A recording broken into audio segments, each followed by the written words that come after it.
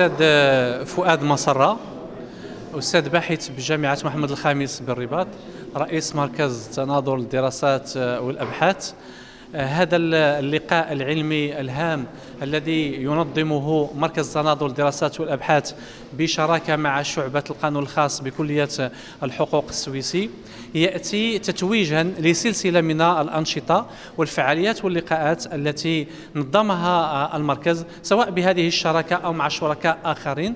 وهذا الاشتغال على هذا الملف أي ملف الأسرة هو اشتغال بدأ بتحليل مقتضيات مدونة الأسرة وتشخيص مكامن الخلل وأوجه النقص، وأيضا قدم مجموعة من التقييمات الأساسية.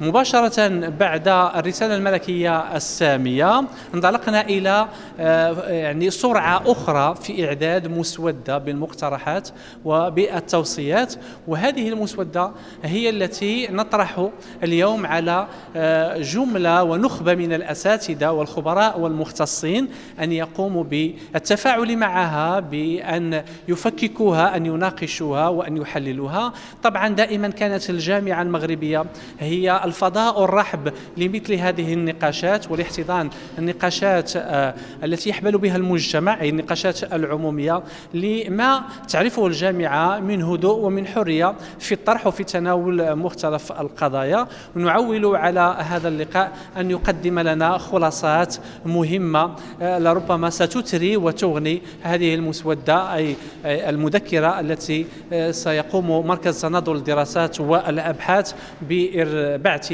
وتقديمها إلى الهيئة المكلفة بمراجعة مدونة الأسرة. نور الدين منظور، أستاذ التعليم العالي مساعد بكلية العلوم القانونية والاقتصادية والاجتماعية السويسي جامعة محمد الخامس بالرباط.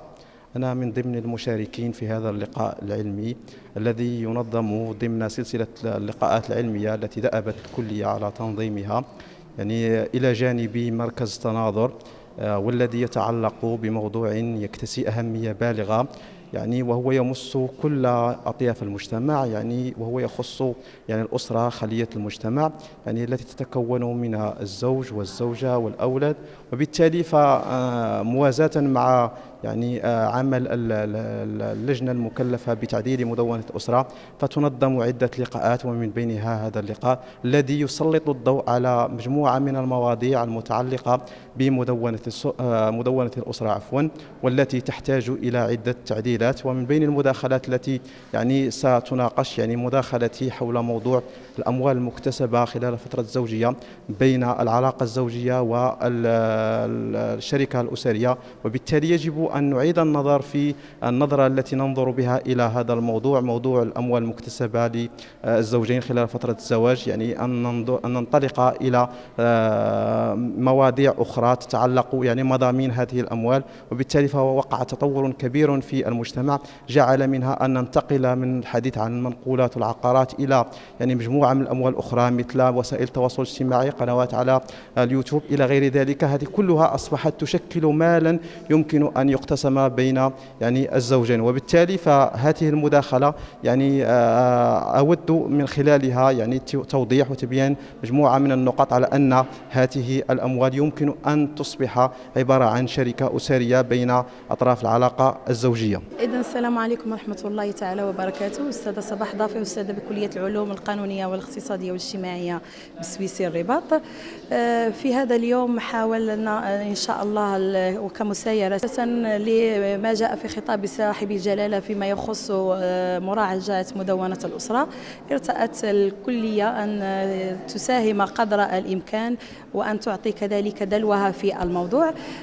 سنحاول من خلال هذه الندوة الوقوف عند مجموعة من النقاط التي تطرح أو طرحت على الساحة والتي تستلزم مراجعة، من ذلك مسألة التعدد، وكذلك مسألة الولاية في الزواج، وأيضا مسألة الحضانة وترتيب الحاضنين وسقوط الحضانة على الأم.